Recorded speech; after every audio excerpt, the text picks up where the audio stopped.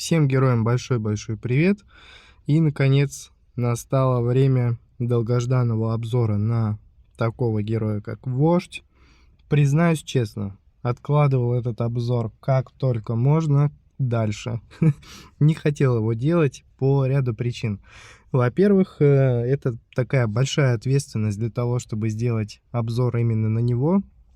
Очень много игроков его используют, это достаточно такой популярный герой, и очень много режимов, извиняюсь, очень много событий было в последнее время для того, чтобы была возможность этого героя получить. И вот звезды сошлись именно таким образом, что мне он выпал за бесплатное вращение, уже не помню. Там что-то было связано с колесом, по-моему, молот еще у него разыгрывался в этом колесе, и вот, соответственно, у меня получилось его выбить.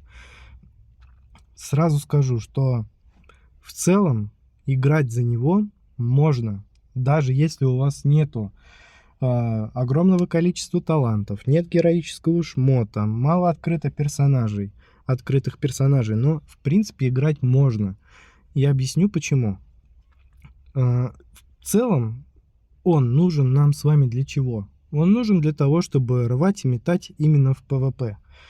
У меня в нашей гильдии ребята тоже есть, которые за него прям активно играют, и мы с вами часто в чате можем видеть в нашей большой группе, ну небольшой пока еще, конечно, но все же, мы можем с вами видеть, что ребята психуют, у них не получается играть за вождя, и все, безусловно, большая часть говорит, что да, надо его прокачивать, да, он требует очень многих сил, средств, вложений и так далее. И вот чтобы он более-менее был играбельным, для этого нужно обязательно его сделать вот фуловым.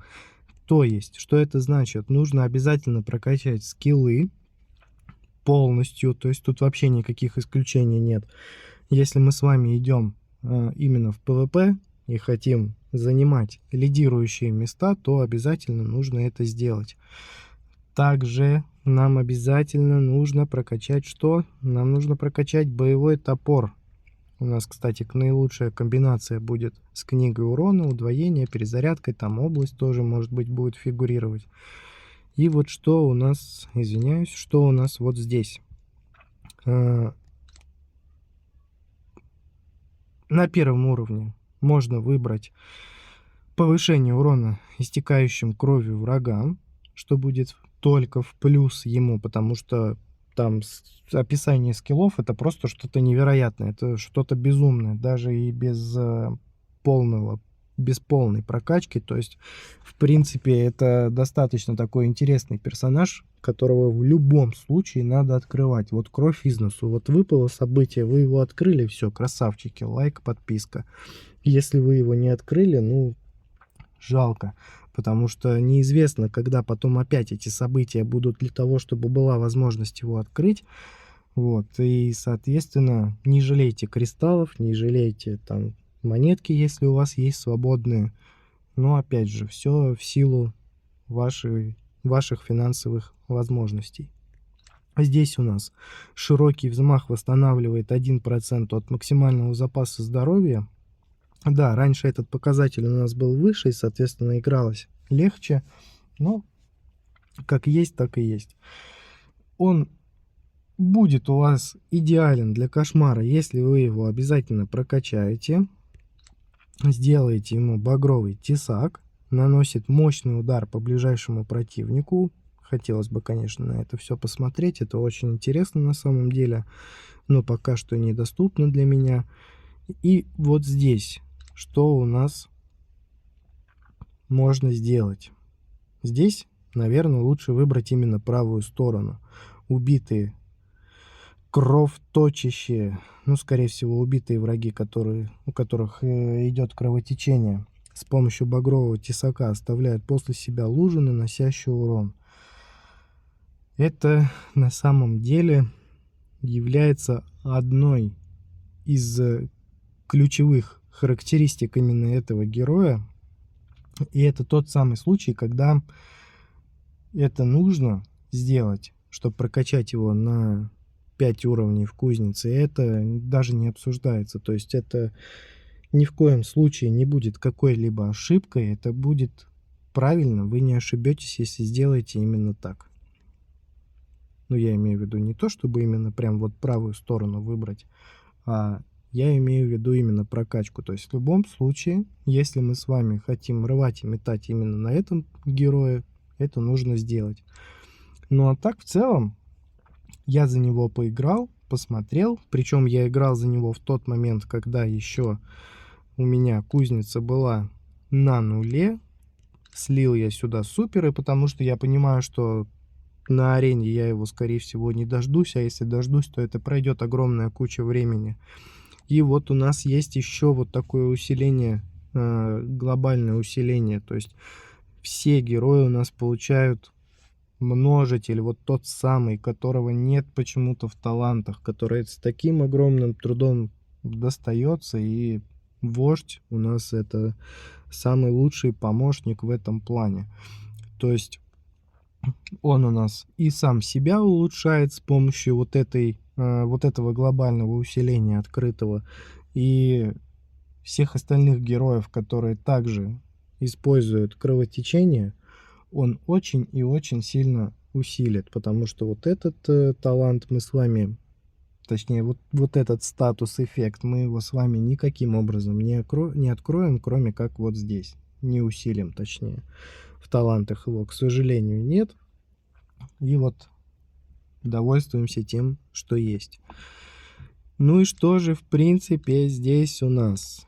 Шанс критического урона 10%, уклонение плюс 10, сложность легко. Да нифига, нелегко. Играть-то, может быть, в принципе, никаких проблем нет, но для того, чтобы его довести до ума, и опять же, вот прям разносить в щепки, в пух и прах в ПВП, это нужно очень и очень много времени, очень огромное желание нужно иметь, там, может быть, силу воли, перебороть себя и сделать вот это вот, чтобы его прокачать. Здесь у нас сокращение перезарядки, добавление физического снаряда, увеличивается область эффектов. Все герои получают 12,5% у нас к урону на каждом из уровней. По фракции плюс 50% урона к физическим повреждениям. Сильный бонус к параметрам. 140 уровень он у нас его дает. Увеличение, опять же, урона к физическим повреждениям. Теперь самое бомбезное. Вот здесь у нас, в принципе, начинается такая интересная петрушка. Смертельные раны. Удары основным оружием по врагам со здоровьем ниже 15% казнят их, отправляя их на покой. Ну это что, это вообще адекватно?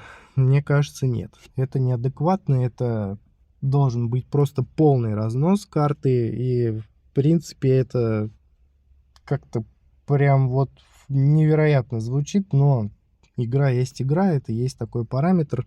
Если это заложено, значит это работает. И вдобавок ко всему, мы с вами этот показатель можем увеличить до 23%. То есть что это значит? Если мы с вами сможем снести,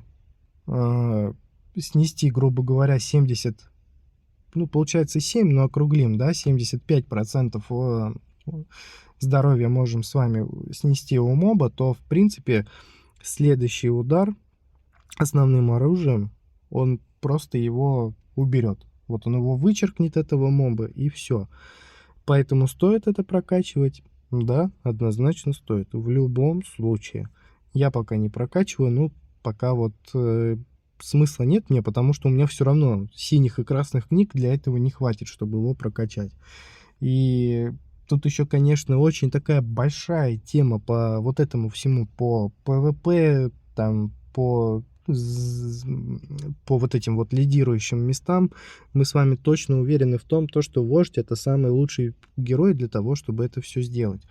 Но опять же, ребята, которые находятся у нас в топе по орку, соответственно, они мы с вами точно уверены в том, что они вложили огромное количество ресурсов, как игровых, так и денежных, в то, чтобы там оказаться, чтобы вот мы их с вами видели на этой доске почета, и вот каждую неделю там примерно одни и те же игровые имена фигурируют у нас.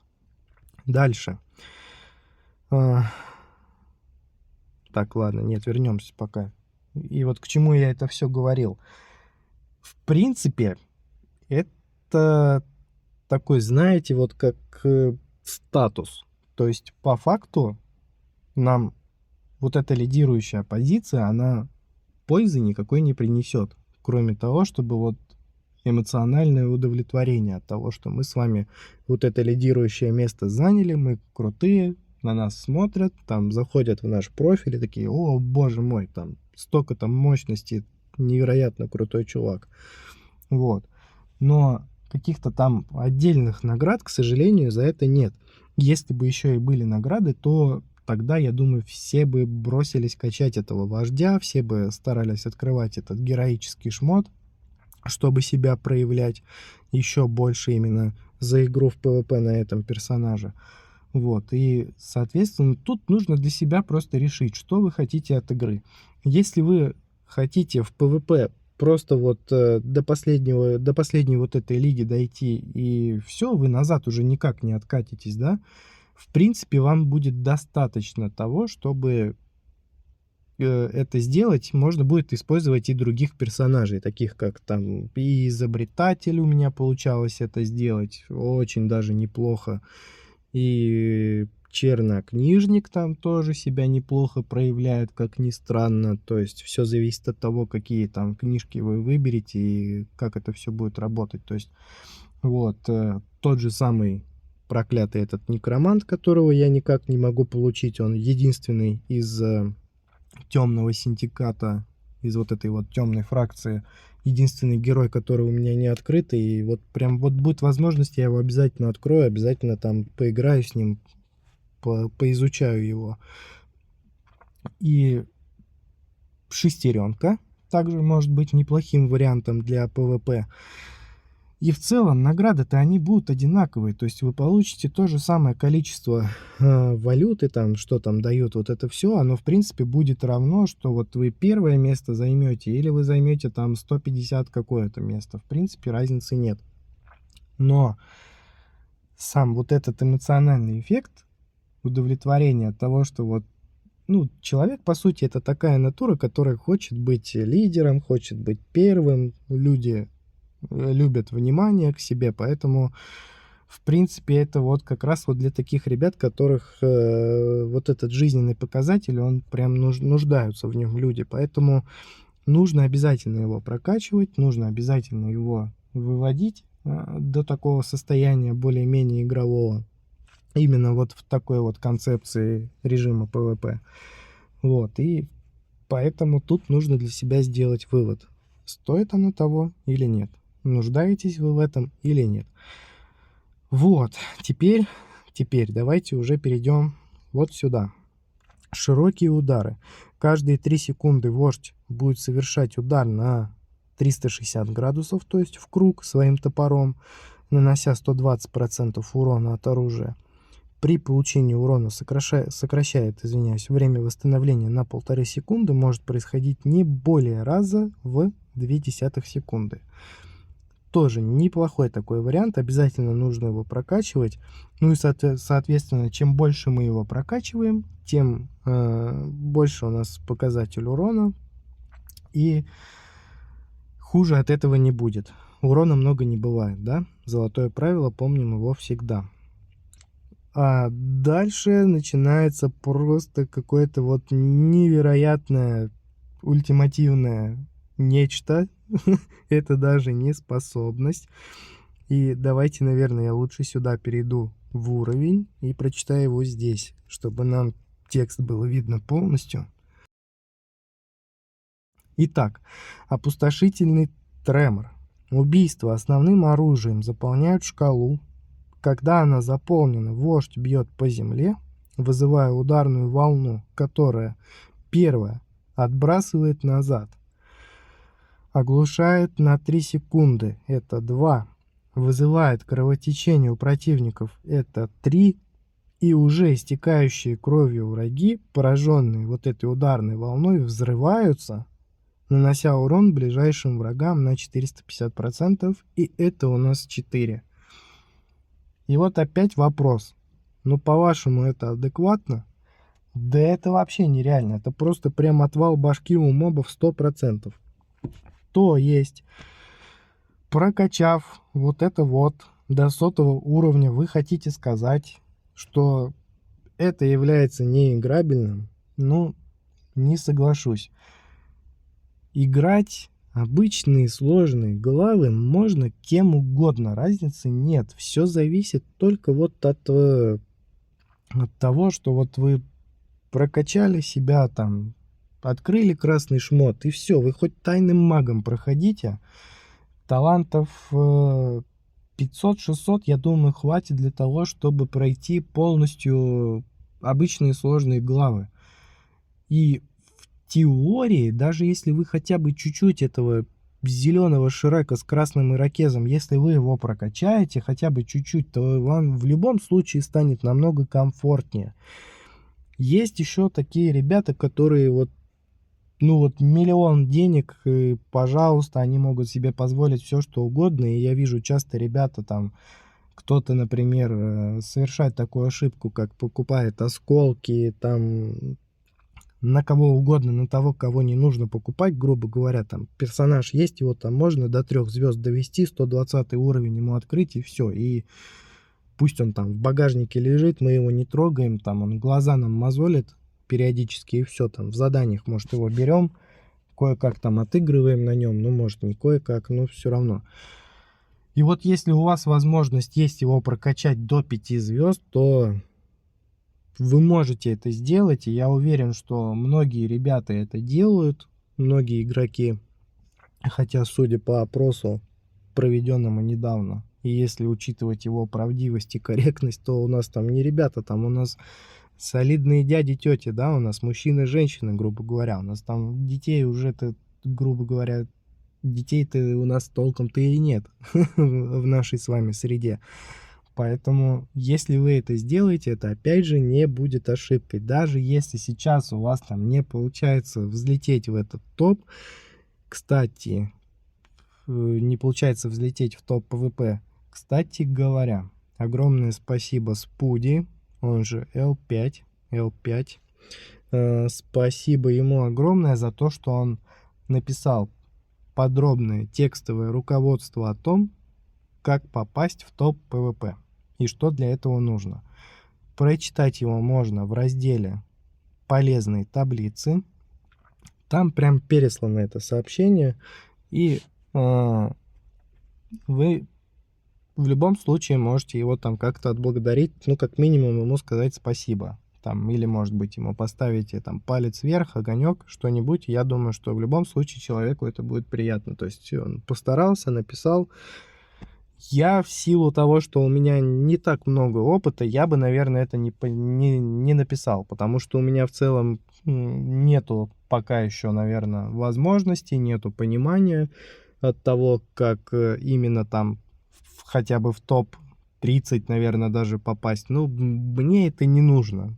Я могу там последнюю лигу закрыть вообще без проблем, не спеша, там, может быть, кому-то там 1-2 раза проиграю, но с каждым разом эта вероятность, она уменьшается, вот этого проигрыша, потому что все равно в любом случае профиль на месте не стоит, он прокачивается, там изобретатель свои дела делает, ну, в зависимости от того, кто там на пути встречается, там ПВП, в принципе, ничего сложного нет, чтобы последнюю лигу вот эту пройти и все, и получить то, что нужно. Вот. Я, конечно, ожидал, что будем долго про него разговаривать и мало за него играть. Ну, куда деваться. Итак, давайте с вами пойдем в подземелье и будем проверять все именно там.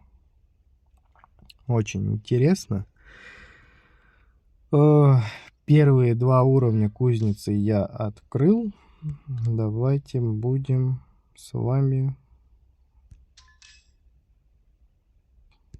Давайте будем с вами изучать его здесь. 2 минуты более чем достаточно для того, чтобы это все понять.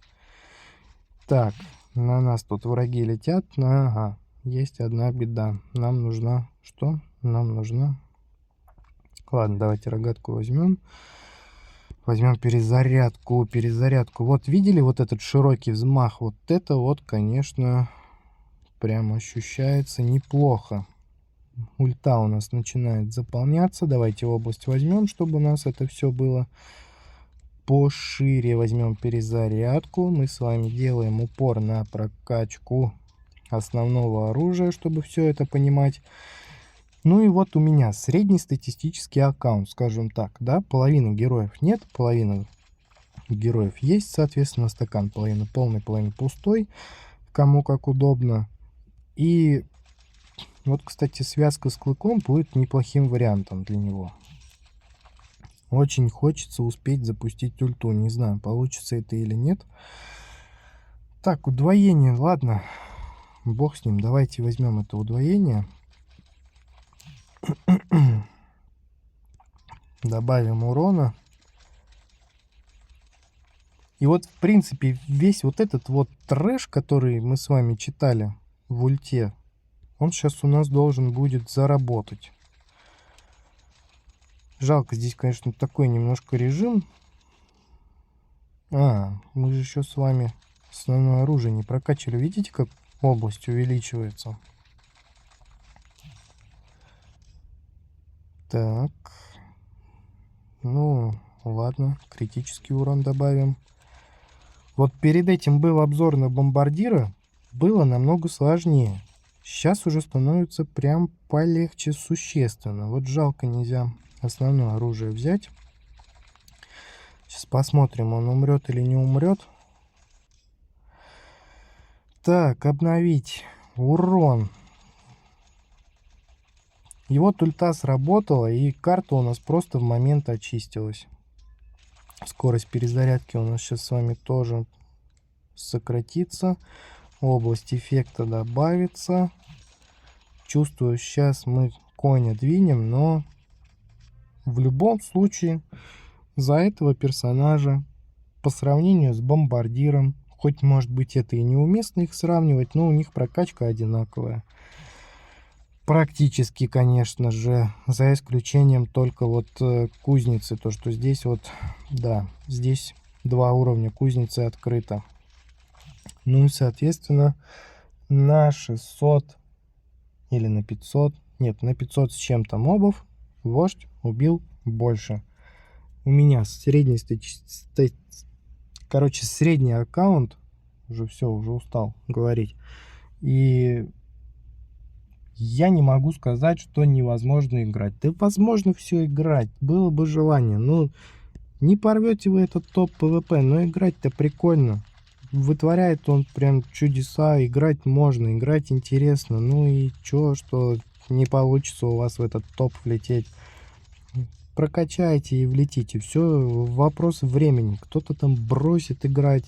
В любом случае, кому-то надоест, кто-то перегорит. А если у вас это желание не пропадет, ну, пройдет много времени, там, вложите вы много средств. Ну, соответственно, вы результат-то получите в любом случае. Поэтому все будет зависеть только от вас. Сейчас давайте с вами посмотрим на статистику. Да, немного он нанес. Да, питомец тут, в принципе, и побольше урона нанес. Показатель примерно такой же, как и на бомбардире был. Но, опять же, 100 раз уже говорили, надо прокачивать, надо заниматься этим персонажем, надо его доводить до ума, надо открывать обязательно эволюцию, надо куча всего, надо. И, короче говоря, игра превращается уже не в игру, а в работу какую-то, да. Вот у нас про рыбалку так говорят. Рыбалка в Астрахани это не отдых, это работа. То есть там надо вот вылавливать, и все. И без остановки все это идет. Вот вроде кайф есть, но устаешь очень сильно от такого кайфа. Вот здесь примерно то же самое. То есть, чтобы играть в удовольствие, нужно очень много покопать там, покрутить, пооткрывать. Короче говоря, делайте выводы самостоятельно. В принципе, суть этого героя, я надеюсь, что я донес до вас. То есть он и в кошмаре за него можно играть от урона, то есть можно там кучу всего проходить, и оглушение есть на 3 секунды, и, соответственно, режим достаточно такой интересный, и прокачав его, я думаю, что вы пройдете его в любом случае. Вот. Ну и что еще? Что еще? Да надо прокачивать. Надо. Я вот этого не делаю, потому что, ну, в силу там своих причин. Если у меня идет, грубо говоря, все вот для вас, то есть я-то, может быть, его потом и прокачаю, но надо прокачивать других. Надо стараться открывать других. Вот уже кристаллов полно, уже с нетерпением жду кого-нибудь, кого можно будет открыть. Хотелось бы открыть монаха, оборотня, страж щита, может быть, они для меня, ну, по крайней мере, там монах и страж щита для меня в какой-то степени они не актуальны, оборотень нужен, потому что башню надо проходить. Вот, и как только я их открою, обязательно все будет, мы с вами все изучим, все узнаем, все посмотрим. В любом случае, даже если вдруг у вас остались вопросы, вы всегда можете в Telegram зайти, написать чат, там что-то найти, что-то почитать, ребята подскажут. Орк — это достаточно такой популярный герой, поэтому вопросов тут и проблем быть не должно. Всем большое спасибо, кто посмотрел. Всем пока, до новых встреч.